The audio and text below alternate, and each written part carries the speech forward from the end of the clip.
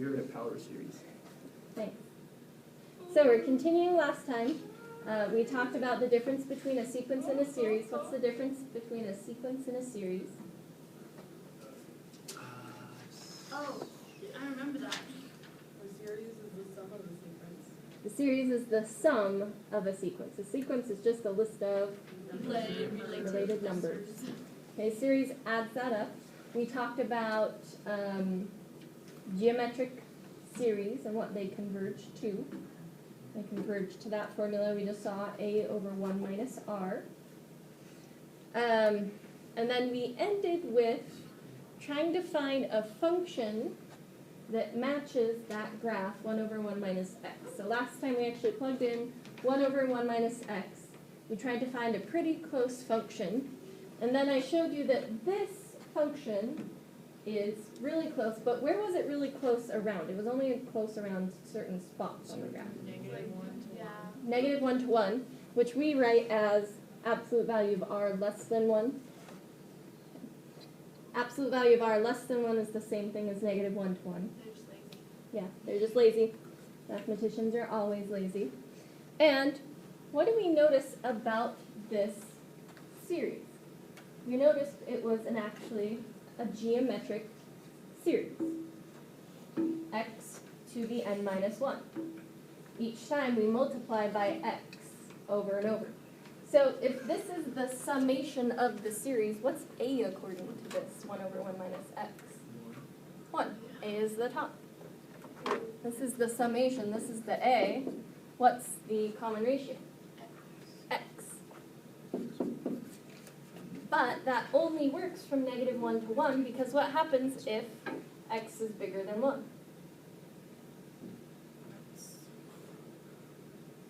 That's our common ratio. What happens when our common ratio is bigger than 1? It doesn't work. It diverges. It doesn't converge. So that's why our graph only matched on that negative 1 to 1. So we came up with the formula last time, x to the n minus 1. We showed that if you want to start at 0 instead, we only need to do x to the n. I could write it as just x to the n, or I could write it as n equals 1 to infinity, x to the n minus 1. Both are acceptable. And then we started to talk about how this is called a power series. So I'm not sure how far we got through these paragraphs, but okay. Okay. So because we have that 1 plus x squared plus x to the third matches 1 over 1 minus x from negative 1 to 1, we call that summation a power series centered at 0 that converges on the interval negative 1 to 1. So again, the purpose of a power series is that working with polynomials is a lot easier than working with a function like this. 1 over 1 minus x is harder to work with than a polynomial. So we can do a lot of things with this information. If we have a power series that matches, I can actually find the derivative of 1 over 1 minus x and find the power series of the derivative. So I could find a lot of information just from knowing that these match, assuming that we go infinitely, we go forever, then it matches exactly from negative 1 to 1. So then a definition of a power series is a polynomial function. Again, we're trying to write complicated functions as polynomials used to represent another function. It can match everywhere. We can converge to every single point. Or it may only match on a small interval. With our geometric functions, it's a small interval. There's other functions. We'll find eventually the power series for sine and cosine. Those actually match everywhere. This graph, it may only match a small interval. We call that the interval of convergence.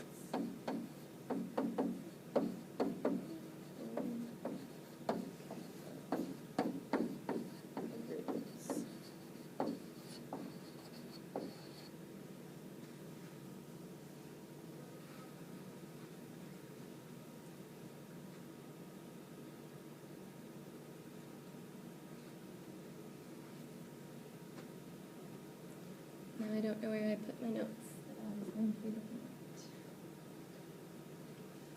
Here they are.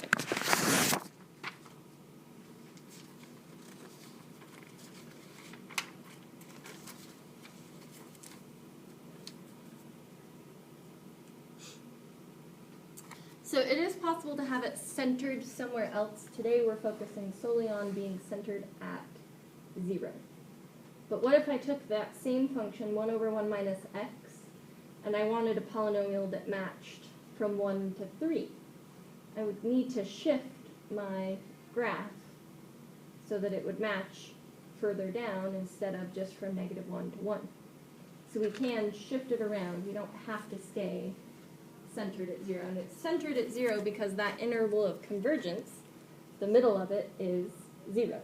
So that's why we say it's centered at 0, because the middle of where it matches is 0.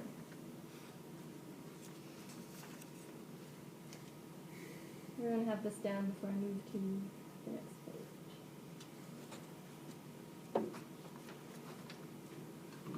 So let's say we want to find the power series for just 1 over x.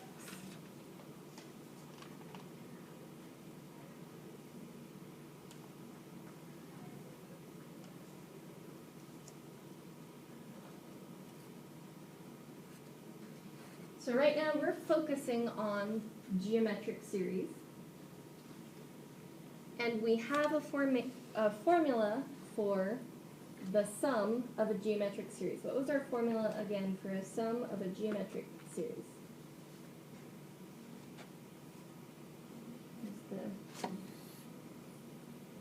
Oh, the a over the 1 minus r. A over 1 minus r. Well, we need to take what we know about this formula and rewrite 1 over x to look like this. We want it to look similar to that. So instead of just x on the bottom, we want 1 minus something. We don't know what that something is going to be yet, and it doesn't matter what's on the top either. We want to figure out what goes here, what's a, what's r. Now r doesn't have to be just one letter. It could be like x minus 5 or 3x squared plus 2. So we've got to rewrite the function we have. So we know we want to make this 1 minus. So the top, it doesn't matter. I'm not going to mess with it if I don't have to. I know I want to make it 1 minus, but I already have an x there. Hold on.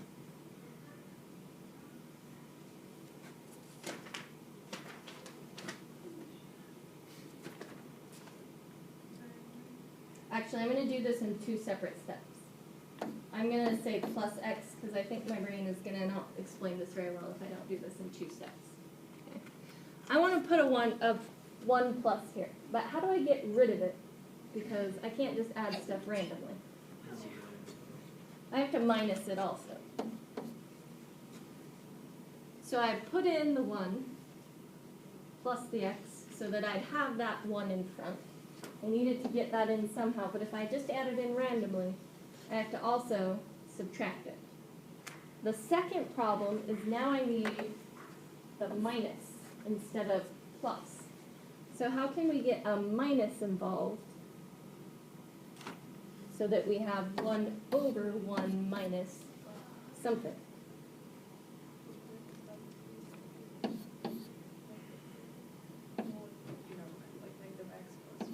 Exactly. We can factor out a -1.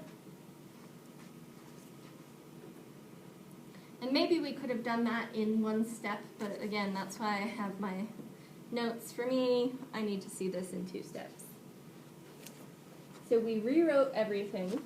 We're okay with the top being the way it is. It's a 1, it's fine. So now we know what a is and what r is. What is a?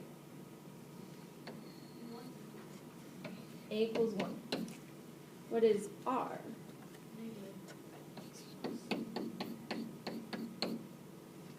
Negative x plus 1. Because our summation formula said a over 1 minus r is whatever's on top of the fraction R is whatever's after the minus sign. So we have A and R.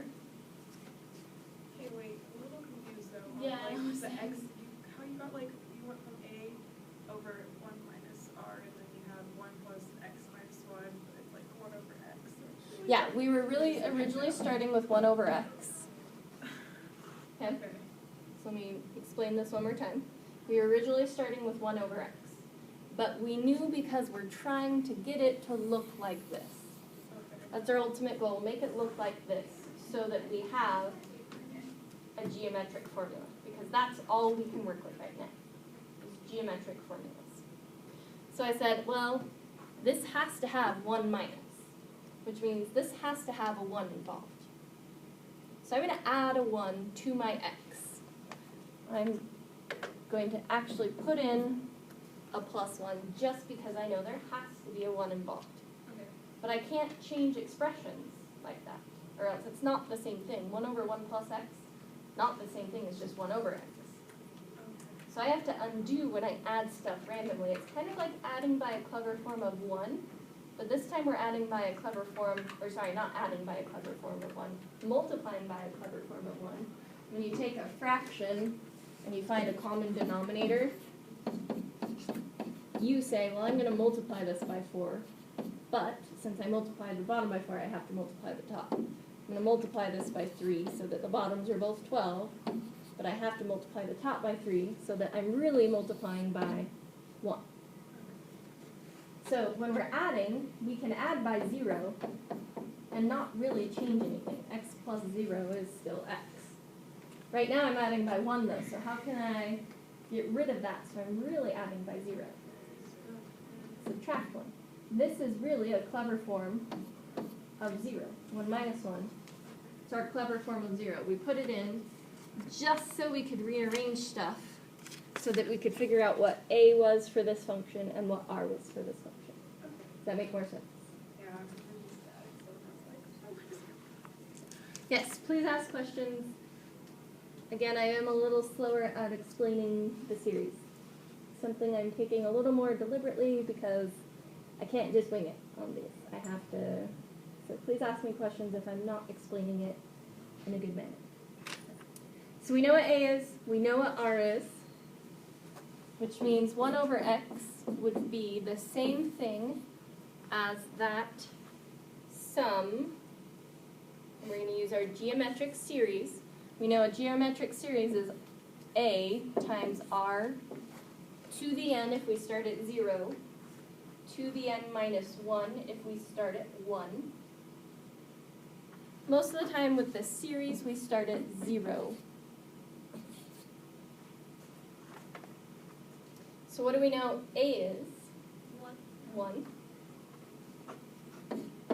What do we know R is? Negative x plus 1. Negative x plus 1. Quite often when the variable is negative, they would write it as 1 minus x instead.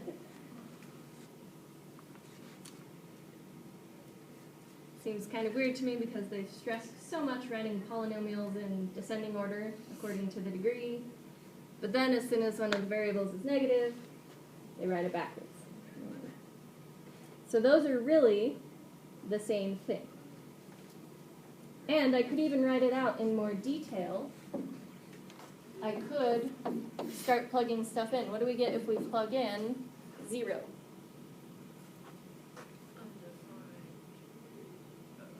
For x, or sorry, for n, what do we get if we plug in 0 for n? 1.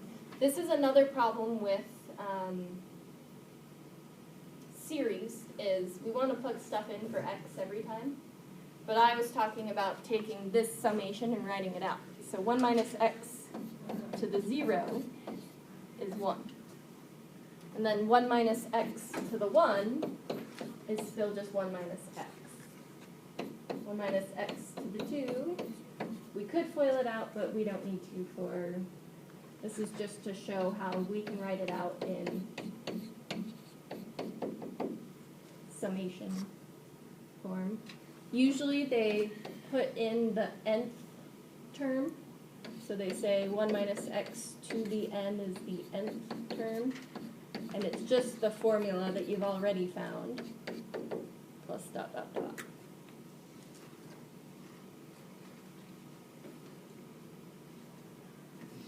So that is the power series centered at 0 for 1 over x. If we plug in the graph of 1 over x, and then plug in this polynomial, we'd match 1 over x just from, we can figure that out. Where will we match? We need to figure that.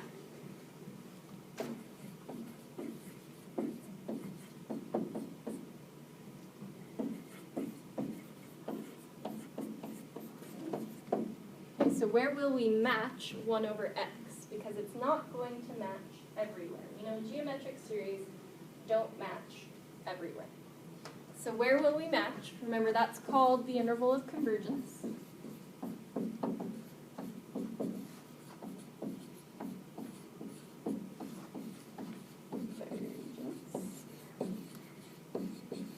And we know we're using a geometric series, so we know it was wherever the absolute value of r was less than 1.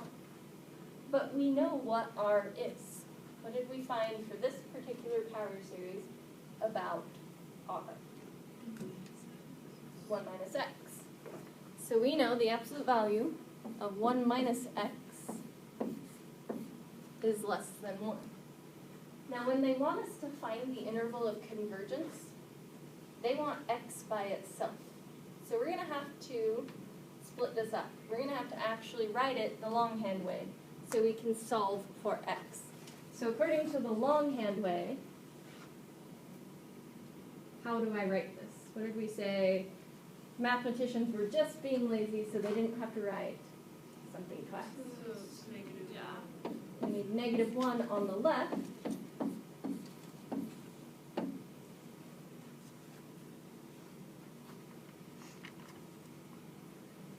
Again, yeah. It looks like we have absolute values still, but those are all 1s now. So now we can actually solve this. We treat this like a normal equation where we're trying to get x alone. We just have to work with 3 sides instead of 2. But normally to get x alone, what would we do?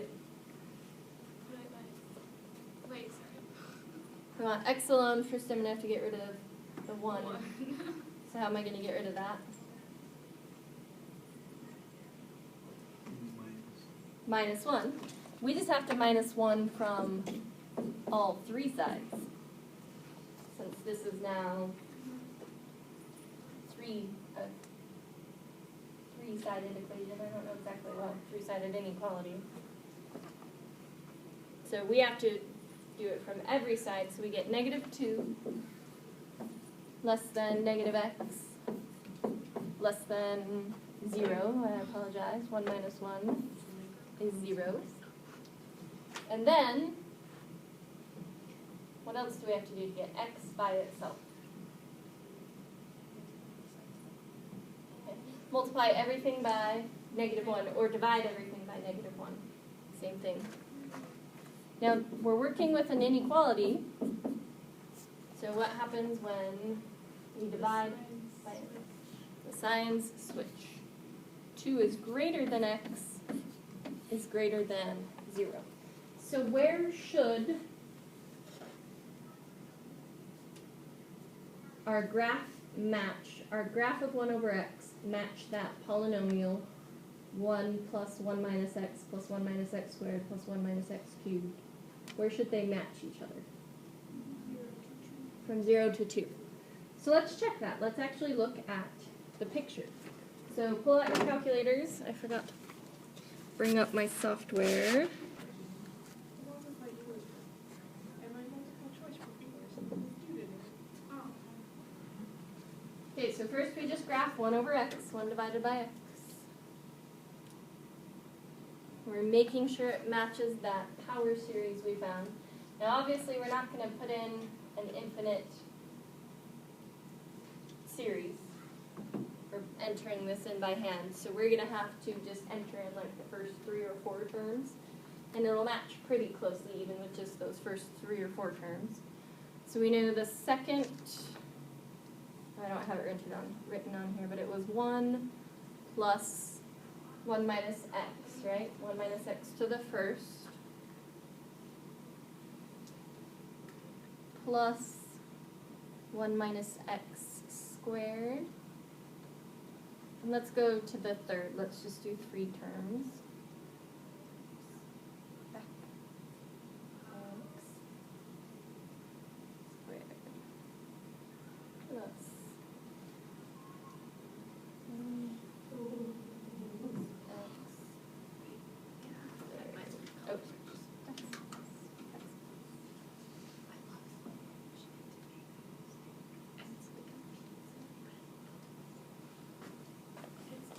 So we're supposed to be matching from 0 to 2. Is that pretty close from 0 to 2? Now, of course, we could make it better if we used more terms, but we're just trying to get the general idea here. And if we used an infinite amount of terms, it would match exactly from 0 to 2. Now, we still might have this tail over here. Come on, where's that on the... There we go. We still have the tail over here, no matter what, because after 2, it doesn't have to match. And it probably won't match. Like I said, only certain functions match everywhere. These only match on intervals. If we're going from 0 to 2, what's the center of this interval? 1. So this one is no longer centered at 0. This is a power series centered at 1 instead of 0. Because according to our interval, the center of that interval is 1. So we have now found another way to get a power series. Quick recap. That way to get a power series is to take something that looks like the summation of a geometric series and rewrite it so it's exactly like the summation of a geometric series. So that's one way for us to find a power series. A second way is we can find a power series. I don't remember what example I'm on anymore. Example 3. 3.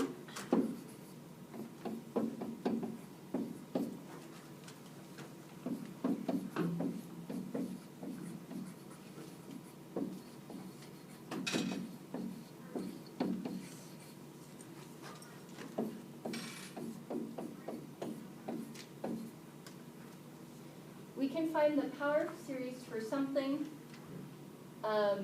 using a power series we already know and either differentiating that power series or integrating that power series. So this is close to one we've used in our notes already. What power series in our notes have we used that's pretty similar to this? We know 1 over 1 minus x is what? Actually, I'm going to need more room than that. What did we say? 1 over 1 minus x equals? Plus x squared plus x cubed, so on and so on. Oh, yeah. And again, I could find this using a geometric series. We know a is 1, r is x, so this is really the sum from n equals 0 to infinity of 1 times x to the n. Just written out. And we could still write the nth term.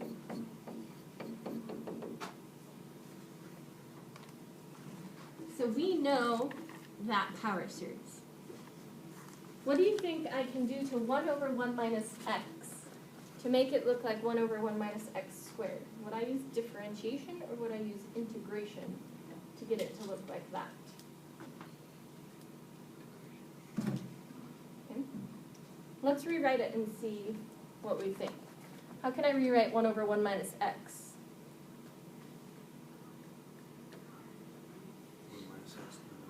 1 minus x to the negative 1. How can I rewrite 1 over 1 minus x squared? 1 minus x to the negative 2. So if I'm trying to get from this one Oh, I see. to that one, am I going down in my exponent or am I going up in my exponent? You're going down. So which one goes down, differentiation or integration? Differentiation. Differentiation. We might have thought integration at first because this is to the first and that's to the second, except power rule only applies if we're in the numerator. So if we differentiate this function, 1 over 1 minus x, and we differentiate the power series on the other side, we will get a power series for our derivative.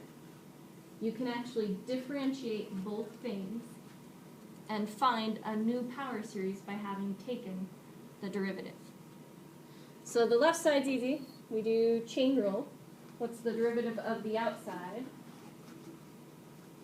If we're just using power rule. Oh, it's Negative 1 out front to the negative 2. But since we do have to use chain rule, what do we still have to multiply by? Derivative of the inside, which is negative 1.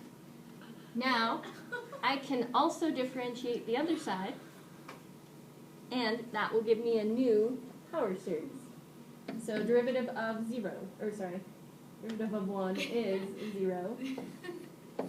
Derivative of x, derivative of x squared, derivative of... What about my nth term? What's the derivative of that? Nx to the n minus 1 plus dot dot dot. Sorry that it's all mushed. So this means I have a new power series. This new power series, it's no longer geometric. Yeah, we multiply by x every time, but our coefficient changes, so it's not technically geometric anymore. That coefficient can't change as we go for it to be geometric. So now I know the power series for 1 over 1 minus x to the second is what I got on the other side. 1 plus 2x plus 3x squared plus nx to the n minus 1. So on our homework, when we do this, are we going to have to find one that's like similar, but kind of similar? They will actually give you one that you already have the, Good. so, I was like, yeah.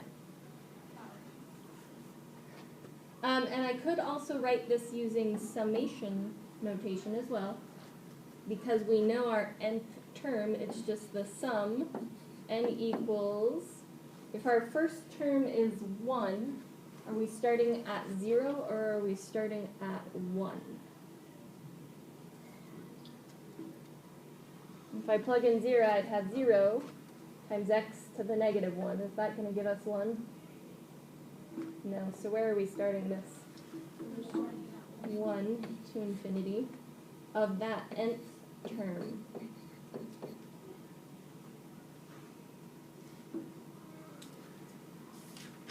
So those three things are actually the same thing, but only on a certain interval. So we should check, what interval does this work for? Because it doesn't work everywhere. So our interval of convergence, normally we checked that common ratio, except we don't technically have a geometric function anymore. So instead of checking the common ratio, when you take the derivative, the interval of convergence is the same as the original function you were using. Our interval of convergence matches the original.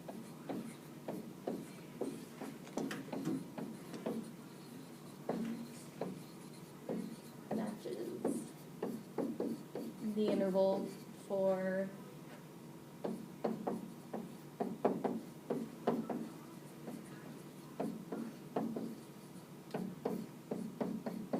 function we used to take the derivative of.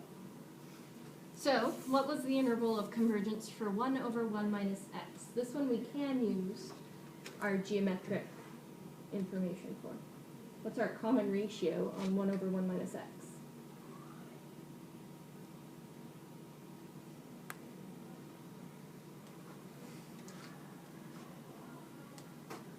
It's in the r spot.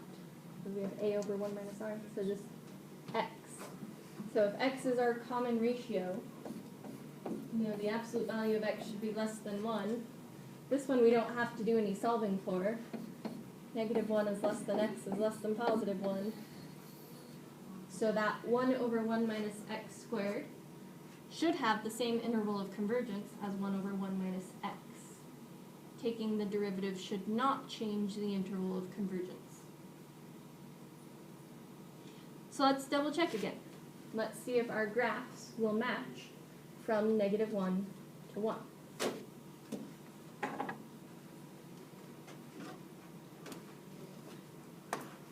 So, I don't think I can do it on, nope.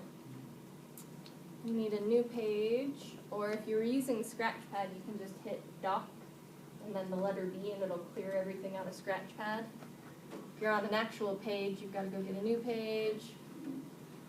We have 1 divided by x minus 1 squared.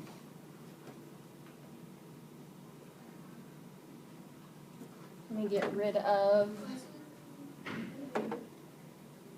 right, did I have that correct, or? That's what oh, yeah. Oh, it's 1 minus x? Yeah. Okay, sorry, thank you.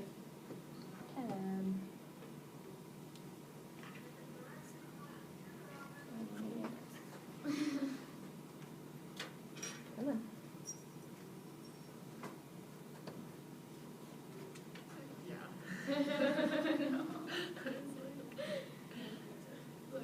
It's the same. Oh.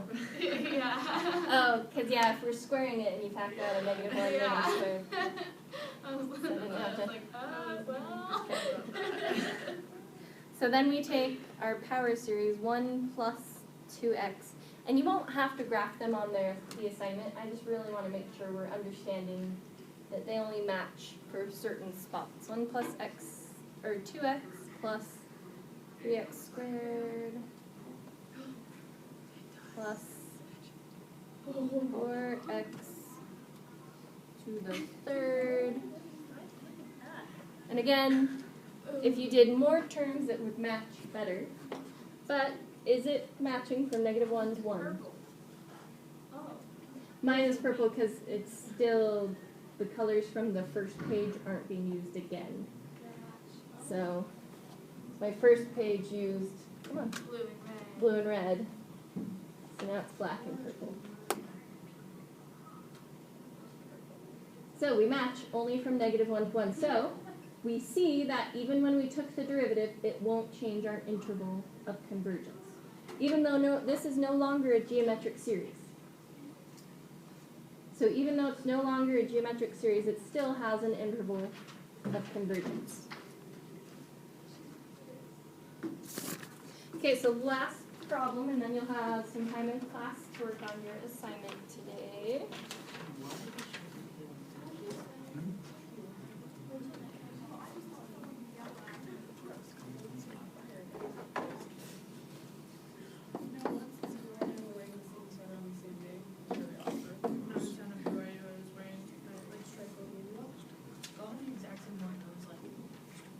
Where did I put it out?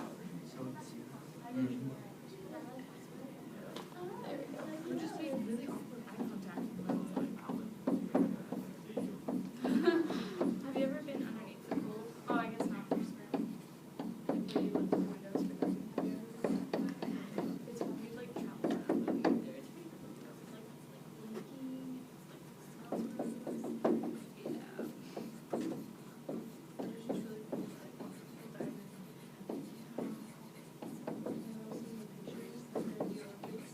diving.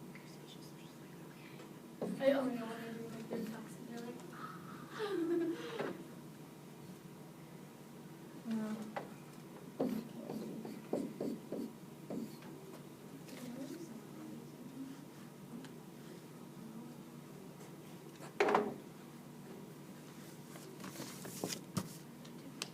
So this one I'm going to have you guys try on your own. I want you to find the power series. I also want you to find the interval of convergence, which will be a little more, what's the word?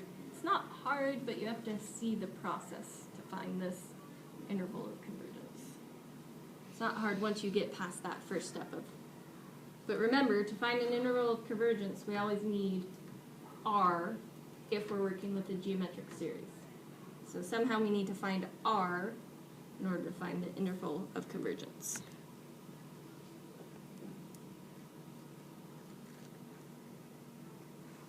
Okay, so let's talk about this now.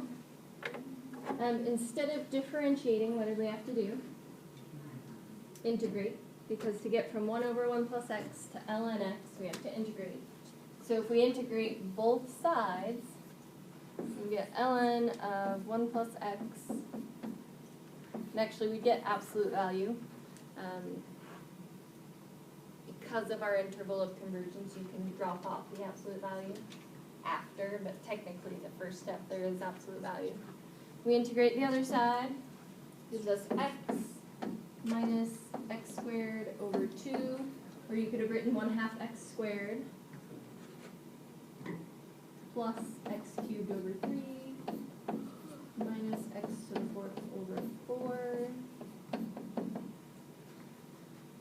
So we have to add 1 here, n plus 1, divide by n plus 1. But this is a negative x inside. We can treat the n's like they're numbers. It's just like a constant. We had to add 1 to 3, divide by what we got when we added 1 to 3. But if we have this negative inside, we do have to do u substitution. Remember, chain rule, we multiply by the derivative. With u sub, what does it really boil down to? Instead of multiplying by the derivative, we divided by the derivative. So we should also divide by -1.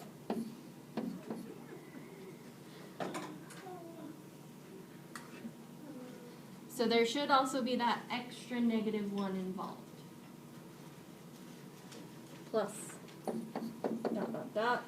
And then I asked you also for the interval of convergence, which is actually dependent on our original function. But we have to rewrite that original function so it looks like our summation formula for geometric series. So we want it to be 1 over 1 minus instead of 1 plus. But if I change that to a minus, what's going to have to change? The x. If I change that to a minus, what's going to have to change about the x so that I didn't actually... A negative x. Doesn't change. So, again, that's another clever rewriting. There's a lot of cleverness to this section. So our interval of convergence is negative x less than 1, which in the end doesn't change anything because what happens when I divide by -1? It just flips everything, but it's the same statement flipped around.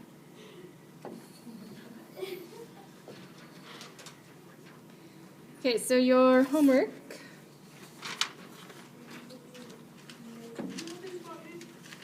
Howdy. Whoever yelled at me. It's 21 through 24 and 27 through 30. You have about half an hour, so you most likely will finish in class. 94. How did you get that? I don't know how I got that wrong.